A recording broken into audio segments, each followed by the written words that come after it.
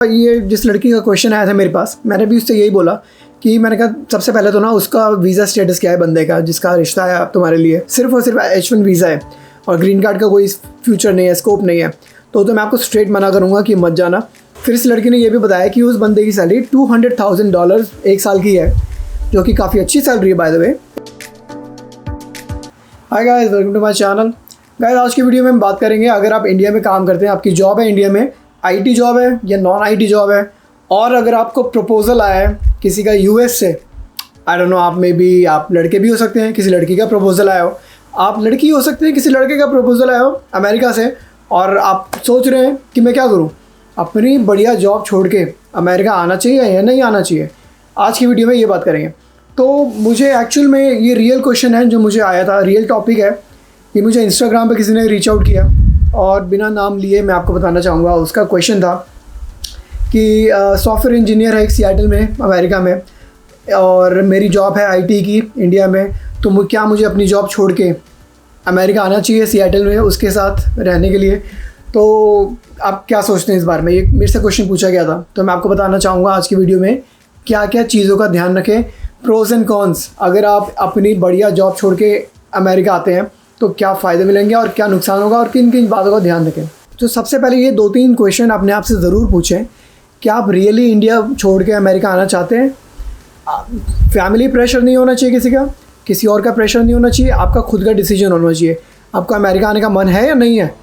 दूसरा क्वेश्चन, जिस बंदे का या जिस फीमेल का रिश्ता है आपके लिए अमेरिका से, उसका वीज़ा स्टेटस क्या है? क्या वो अमेरिकन सिटीज़न है, क्या वो उसके पास ग्रीन कार्ड है, या वो वीज़ा पर है, H1 वीज़ा पर है, कौन से वीज़ा पर है? बहुत इंपॉर्टेंट क्वेश्चन है और मैं डिटेल में बताऊंगा क्यों। और तीसरा, आपके जो जॉब करते हो इंडिया में, उसका फ्यूचर क्या है अमेरिका में? क्या उसका फ्यूचर है अमेरिका में? क्या आपको आगे जॉब मिल जाएगी? ये 3 क्वेश्चन ज़रूर पूछिए अपने आप से। अगर आपके पास कोई रिश्ता आया है अमेरिका से, तो ज़रूर पूछें ये क्वेश्चन। तो मैंने भी ये जिस लड़की का क्वेश्चन आया था मेरे पास, मैंने भी उससे यही बोला कि मैंने कहा सबसे पहले तो ना उसका वीज़ा स्टेटस क्या है बंदे का जिसका रिश्ता है तुम्हारे लिए। वो कहती उसके पास H1 वीज़ा है, बट उसका I-140 अप्रूव्ड है। इसका मतलब कि ग्रीन कार्ड प्रोसेस में है। इसका मतलब ये हुआ। सबसे पहली बात तो ये है कि अगर उसके पास सिर्फ और सिर्फ H1 वीज़ा है और ग्रीन कार्ड का कोई फ्यूचर नहीं है, स्कोप नहीं है, तो मैं आपको स्ट्रेट मना करूँगा कि मत जाना।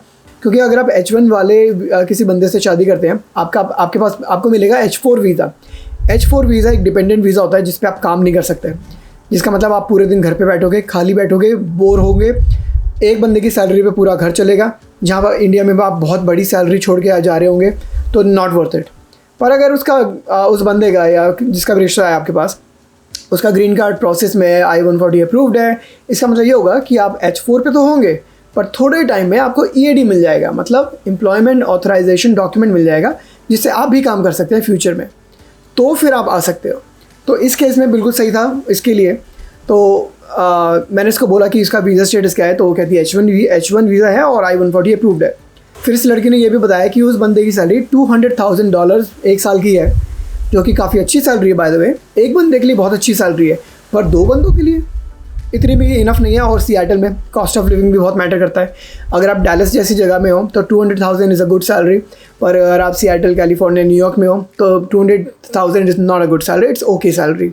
तो उसने बताया कि इतनी सैलरी होगी उसकी। और अब ये पूछती है कि क्या मैं अपनी आईटी की जॉब छोड़ के अमेरिका आऊँ या फिर इंडिया में किसी से शादी कर लूँ। तो मैंने उसको बोला, देखो I-140 अप्रूव्ड है, दैट्स गुड, मतलब तुम्हें EAD मिल जाएगा। 6 से 8 महीने का यूजुअल प्रोसेसिंग टाइम होता है। अभी हो सकता है ज़्यादा चल रहा, हो सकता है जल्दी भी आ जाए, बट 6 से 8 महीने, साल भर भी लग सकता है। तो इसका मतलब ये होगा कि आप साल भर खाली बैठेंगे घर पे। Are you okay with that? तो मैंने उसको वापस ये बोला, और मैंने बोला कि अगर इतनी सैलरी है that's good, but you will still want to earn. मतलब एक बंदे की सैलरी से पूरा घर चलाने से अच्छा तुम दोनों से कमाओगे तो अच्छा रहेगा दोनों के लिए। अब जो उसका क्वेश्चन था कि मैं इंडिया में ही शादी कर लूँ या अमेरिका हूँ, फिर तो मैंने वही बोला, देखो सबसे पहला क्वेश्चन जो मैंने बोला था कि आप अपने आप से ये पूछें, आप you really want to go to America? That should be your personal decision.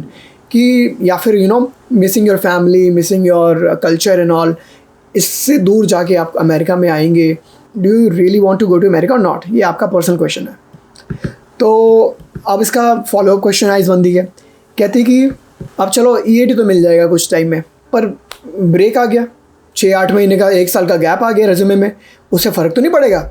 Guys आपको ये जान के बहुत हैरानी होगी, अमेरिका में gap in your resume does not matter. कोई फ़र्क नहीं पड़ता अगर आपके पास गैप है। लेट्स से आपका बेबी हो गया, आपने जॉब छोड़ दी, आपने 1-2 साल जॉब नहीं करी, या फिर कोई फैमिली में प्रॉब्लम आ गई, आपको किसी की टेक केयर करने के लिए जॉब छोड़नी पड़ी, कोई फ़र्क नहीं पड़ता गाइज़। इंडिया से अमेरिका में ये बहुत बड़ा फ़ायदा है कि यहाँ पे अगर आपके रेज्यूमे में गैप आ जाता है ना, इतना बड़ा, is not a big deal, nobody cares. As long as आपके पास स्किल्स हैं, आपकी जॉब की डिमांड है, आपको फिर से जॉब मिल जाएगी। और ऑब्वियसली आपके पास वीज़ा, ऐसा है वीज़ा है, H1 वीज़ा, EAD है, ग्रीन कार्ड है, सिटीजन हो, तो आपको आराम से जॉब मिल जाएगी। Gap in your resume does not matter. फिर वो उसने एक क्वेश्चन और पूछा मेरे से, बहुत अच्छा क्वेश्चन पूछा।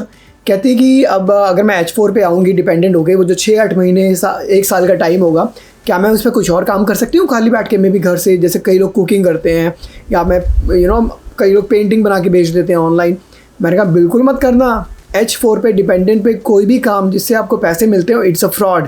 इसके मैंने एक वीडियो बना रखी है गाइस, अगर आपको देखनी है वो देख लेना टॉप राइट पे, कि H4 पे, इवन H1 पे भी काफ़ी रिस्ट्रिक्शन होती है, एक्स्ट्रा जॉब नहीं कर सकते आप लोग। तो only do anything after your EAD। वो पूछती EAD के बाद मैं क्या करूँ अगर मुझे जॉब नहीं मिली? तो यू कैन डू एनीथिंग। अगर आपको जॉब मिलती है आपकी लाइन में, ग्रेट, नहीं मिलती आप कुछ भी काम कर सकते हो, यू कैन गेट क्रिएटिव। तो मैं आपको प्रोज एंड कॉन्स बताऊंगा गाइस। अगर आप भी सेम बोट में हैं कि भाई मेरी तो जॉब, बड़ी अच्छी जॉब है इंडिया में, और मैं अमेरिका जाऊँ ना जाऊँ पता नहीं वहाँ पर कैसी जॉब मिलेगी, तो मैं आपको प्रोज एंड कॉन्स बताऊंगा गाइस। यहाँ पे अमेरिका आने के फ़ायदे भी हैं, नुकसान भी हैं। अगर आपकी ऑलरेडी एक बड़ी अच्छी जॉब है इंडिया में, तो यहाँ पर आके फ़ायदा आपको ये मिलेगा कि आप बड़ा अच्छा कमा सकते हैं। यहाँ पे खर्चे भी ज़्यादा होंगे पर सैलरी भी ज़्यादा होगी यहाँ पर। ऑब्वियसली लाइफस्टाइल वगैरह यहाँ पे बहुत अच्छा है। अमेरिका के प्रोज तो आप जानते ही हैं, इंडिया में कितने लोग अमेरिका आना ट्राई करते हैं आना। कौन पे फोकस करते हैं हम लोग? कौन सबसे बड़ा ये होगा, आप अपनी फैमिली को छोड़ के जा रहे हैं, आप अकेले चाइल्ड है या फिर आपका कोई भाई बहन भी है, उस पर भी बहुत बड़ा फ़र्क पड़ता है। क्या पता आपका कोई you are the only child, तब क्या आप अपने पेरेंट्स को अकेला छोड़ के जाना चाहेंगे? दूसरा, आप फ्रेंड्स वगैरह आपको नए सिरे से बनाने पड़ेंगे यहाँ पर। आप तीसरा, यहाँ पे आपको सारे काम खुद करने पड़ेंगे, जहाँ कि इंडिया में आपको हाउस होल्ड मेड वगैरह हेल्प वगैरह मिल सकती है, रख सकते हैं। यहाँ पे आपको खुद काम करने पड़ेंगे। Are you okay with that? तो ये भी बहुत बड़ा डिसीजन है आपका। और जब तक आप खाली बैठेंगे आपको बोर होना पड़ेगा, कोई और एक्स्ट्रा काम नहीं कर सकते, it will be a fraud. तो ये सारे कॉन्स होंगे आपके लिए, टेम्परेरी भी होंगे कुछ कॉन्स, इनमें से कुछ चीज़ें हो सकता है आपको बहुत मैटर करती हो, तो इस पर भी थोड़ा सा ध्यान दें। आपके करियर के गोल्स क्या है, कितनी जॉब की डिमांड है वहाँ पर, कितनी की सैलरी आपको मिल जाएगी, वीज़ा का स्टेटस, रिस्ट्रिक्शंस, इन सब चीज़ों पे ध्यान दें। तो आप अपना डिसीजन लें कि do you really want to marry in America, और उसके डिपेंडेंट वीज़ा पे आ रहे हो आप, या फिर ग्रीन कार्ड पे आ रहे हो, सिटीज़न बन के आ रहे हो, या you want to marry in India. तो ये थी आज की वीडियो गाइस। होपफुली मैंने आपके क्वेश्चंस के आंसर दिए हो, और अगर आप सेम बोट में हो तो ये वीडियो आपको अच्छी लगी हो, शेयर करेगा ये सबके साथ ये वाली वीडियो। मिलेंगे आपसे एक और में, बाय।